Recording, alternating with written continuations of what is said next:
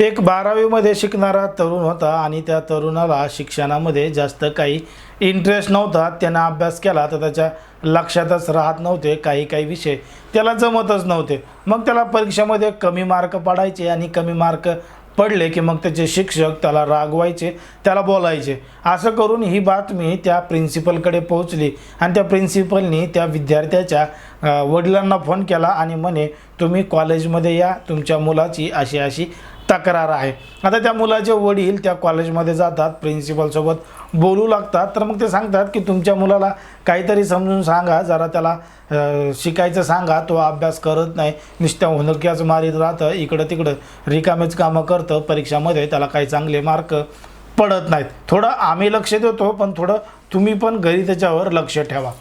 तेव्हा मात्र या मुलाला मोठा राग येतो आणि तो त्या ठिकाणीच पिक्चरमधला डायलॉग मारतो की सर म्हणे, आतापासून मी चांगल्या पद्धतीनं अभ्यास करीन आणि एक दिवस एवढा मोठा माणूस होऊन दाखवेल की देशामध्ये माझं नाव गाजलं पाहिजे आणि देशामध्ये माझं नाव मोठं झालं पाहिजे, एवढं मोठं काम मी करणार आहे, असं तो त्या प्रिन्सिपलला सांगतो.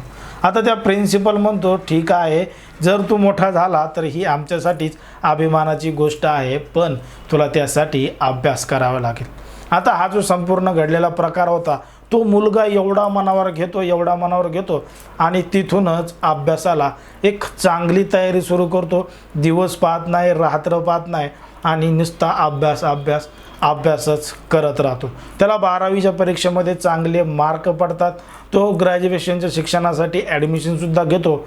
मात्र तो तयारी करतो UPSCची स्पर्धा परीक्षेची तयारी अशा पद्धतीनं करतो की पहिल्या अटेम्प्टमध्ये त्याला काही कमी मार्क पडतात, थोड्याफार मार्कानं त्याचा नंबर हुकतो. पण तो दुसऱ्या वेळेस परीक्षा देतो.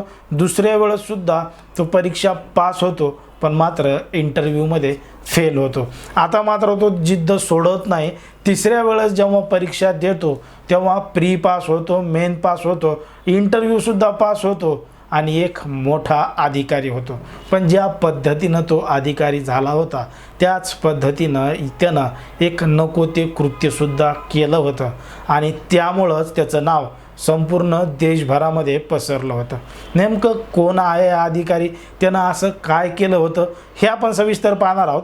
पण जर तुम्ही अजूनही आपलं चॅनल सबस्क्राईब केलं नसेल तर लगेचच सबस्क्राईब करून घ्या आणि बाजूला असणाऱ्या बेल नोटिफिकेशनलासुद्धा ऑन करायला विसरू नका.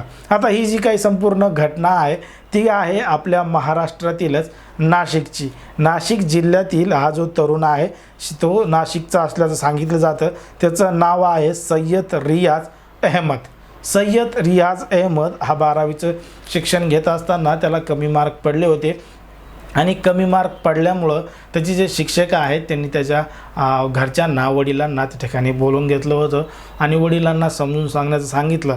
तेव्हा यानं पिक्चरमधला डायलॉग मारला की मी इथून पुढं चांगला अभ्यास करील आणि एक दिवस मोठं होऊन अधिकारी होईल, ज्यामुळं संपूर्ण देशभरामध्ये माझं नाव गाजेल. जेव्हा 2019ची निकाल लागला त्यावेळीस तो IAS SDM म्हणून त्याचा नोकरी लागली, इंटरव्ह्यू पास झाला आणि तो SDM झाला. आणि नाशिकमधून त्याचं जे त्याला नोकरी मिळाली ती मिळाली झारखंडमध्ये. झारखंडचा जो जिल्हा आहे खुंटी, त्या ठिकाणी त्याची पोस्टिंग झाली. आता तो नोकरीला झारखंडमध्ये गेला. खुंटीचा सगळा कारभार त्याच्याकडे आला. SDM म्हणल्यावर काय बघायचंच काम नाही. एक सरकारी मोठा बंगला, गाडी बिडी या सगळ्या गोष्टी त्याला मिळालेल्या होत्या आणि त्यानं त्याच्या वडिलांचं नाव रोशन केलं होतं. त्याच्या वडिलांना काय त्यांच्या आजूबाजूच्या परिसरामध्ये, त्यांच्या संपूर्ण गावामध्ये त्या मुलाचा अभिमान वाटायचा, कारण की त्यानं जिद्दीनं ती परीक्षा पास करून दाखवलेली होती. आता हे संपूर्ण घडत असताना त्याचं लग्नसुद्धा झालं होतं, तेही एका IAS ऑफिसरसोबत. हा IAS होता आणि त्यांनी IAS बायको केली होती, पण त्याच्या बायकोची जी पोस्टिंग होती ती दुसऱ्या ठिकाणी होती आणि त्या ठिकाणी ती ड्युटी करायची, या ठिकाणी हा ड्युटी करायचा. जेव्हा वेकेशन असायचं, सुट्ट्या असायच्या, यांच्या काही पर्सनल सुट्ट्या असायच्या, तेव्हा हे दोघंजणं एकत्र राहायचे, एकत्र वेळ घालवायचे. पण अनेक वेळा हे दोघंही वेगवेगळ्या ठिकाणी ड्युटीवर कार्यरत होते. आता हे सगळं घडत असताना खुंटीमध्ये एक दिवस 1 जुलै 2022ला त्या खुंटीमध्ये ज्या उत्तराखंडच्या काही तरुण्या आहेत IITचं शिक्षण घेणाऱ्या, त्या उत्तराखंडवरून या झारखंडमध्ये खुंटी शहरामध्ये येतात त्यांच्या अभ्यासाच्या प्रोजेक्ट निमित्त. आता प्रोजेक्ट निमित्त येतात, त्यांचं काही रिसर्च आहेत, ह्या सगळं करू लागतात. त्या 7-8 जणी मुली असतात आणि हे सगळं झाल्यानंतर त्यांचं तिथं काम असतं त्या SDM सोबत, म्हणजे सय्यद रियाज अहमद याच्यासोबत. आता याच्यासोबत काम पडतं तर हा सगळ्यांना पाहतो. त्यापैकी एक अतिशय सुंदर अशी तरुणी असते आणि हीच त्याच्या मनामध्ये भरते. आता या मनामध्ये भरते आणि मग तो जो काही प्रोजेक्ट आहे त्यानिमित्त हा त्यांच्याशी चर्चा करू लागतो आणि सांगतो की काय करा, माझ्या इथं मी डिनर ठेवलं आहे, संध्याकाळचं जेवण तुम्ही माझ्या इथंच करायला या, असं इन्व्हिटेशन तो सगळ्यांना देतो. आणि मग संध्याकाळी 1 जुलैच्या तो सगळ्यांना त्या ठिकाणी बोलवतो. सगळ्या तरुण्या, सगळ्या मुली त्या ठिकाणी येतात आणि सगळ्या अगदी कॉलेजच्याच तरुणी असतात त्या ठिकाणी जेवणासाठी येतात. हा मस्त त्यांना पार्टी देतो आणि पार्टी दिल्यानंतर सगळ्यांचं जेवण बिवण झालं की मग याला जी आवडणारी तरुणी आहे त्या तरुणीला तो काही प्रोजेक्टचे प्रश्न विचारण्याच्या निमित्त एका वेगळ्या रूममध्ये घेऊन जातो आणि तिला नको तिथं टच करण्याचा प्रयत्न करतो, तिला पकडण्याचा प्रयत्न करतो आणि तिची पप्पीसुद्धा घेण्याचा प्रयत्न करतो, म्हणजे तिला किस करायचा प्रयत्न करतो. पण ती तरुणी जोरदार त्याला विरोध करते आणि त्या ठिकाणाहून पळत बाहेर येते आणि त्या मैत्रिणीला म्हणते चला इथून आपल्याला निघून जायचं. मग त्या ठिकाणाहून ती निघून गेल्यानंतर दुसऱ्या दिवशीसुद्धा ती मोठ्या प्रमाणात नाराज होती. मग तिनं तिच्या मैत्रिणीला सांगायचं ठरवलं होतं की घडलेला प्रकार असा असा आहे, पण ती तिच्या मैत्रिणीला सांगत नाहीत.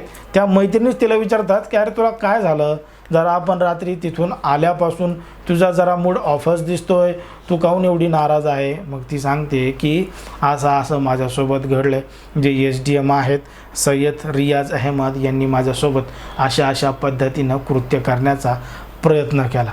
मग या सगळ्या ज्या तरुण्या होत्या त्यासुद्धा प्रचंड चिडल्या होत्या आणि मग त्यांनी लगेचच पोलीस स्टेशनमध्ये धाव घेतली. पोलीस स्टेशनमध्ये जाऊन तक्रार दाखल केली आणि पोलीस स्टेशनमध्ये तक्रार दाखल केल्यानंतर त्या परिसरामधले जे लोक आहेत, ती बातमी वाऱ्यासारखी पेपरच्या माध्यमातून परिसरामध्ये पसरली आणि मग जे लोक होते त्यांनीसुद्धा त्या तरुणींची बाजू घेतली आणि जो अधिकारी होता याच्यावर कायदेशीर कारवाई करावी अशी मागणीसुद्धा केली होती. त्यावेळी त्यांनी रास्ता रोकोसुद्धा केले होते. मग पोलिसांनी गंभीर स्वरूपाने सगळी काही चौकशी केली, त्या तरुणांची तक्रार दाखल करून घेतली. तेव्हा 4 जुलै 2022ला तो जो SDM होता, अगदी उत्तम पद्धतीने त्याचं कामकाज चालू होतं, त्याला अटक करतात आणि जेलमध्ये टाकतात. आता त्या ठिकाणचे जे SP होते अमन कुमार यांनी त्यांच्यावर अशा पद्धतीनं कारवाई केली होती. पण एका SDM असणाऱ्या व्यक्तीनं, एका मोठ्या अधिकाऱ्यानं अशा पद्धतीनं एखाद्या तरुणीवर वाईट नजर टाकणं आणि तिला बळजबरी पकडणं हे योग्य आहे का? त्यामुळं त्याच्या कर्माची शिक्षा त्याला मिळालेली होती आणि त्यामुळं आता तो अटकेमध्ये सुद्धा आहे. पण ज्या पद्धतीनं तो लहानाचा मोठा झाला होता, त्यानं त्याच्या जिद्दीनं संपूर्ण काही ती पोस्ट आहे, नोकरी आहे ती मिळवली होती. त्यामुळं त्याला चांगला मान सन्मान मिळत होता. पण एका छोट्याशा चुकीमुळं, छोट्या गुन्ह्यामुळं त्याच्यावर संपूर्ण देशामध्ये बदनाम होण्याची सुद्धा वेळ आली. पण त्यानं जे बोलून दाखवलं होतं की एक दिवस माझं नाव देशामध्ये होईल, त्याच पद्धतीनं त्याचं नाव संपूर्ण देशामध्ये झालं, पण चांगल्या कामामुळं नाही तर वाईट कामामुळं झालं. त्यामुळं या संपूर्ण प्रकरणावर आणि अशा घडणाऱ्या घटनांवर तुम्हाला काय वाटतं हे अगदी स्पष्टपणे आम्हाला कमेंटमध्ये सांगा. आणि अशाच पद्धतीचे नवनवीन व्हिडिओ पाहण्यासाठी आपल्या चॅनलला लगेच सबस्क्राईब करून घ्या. धन्यवाद.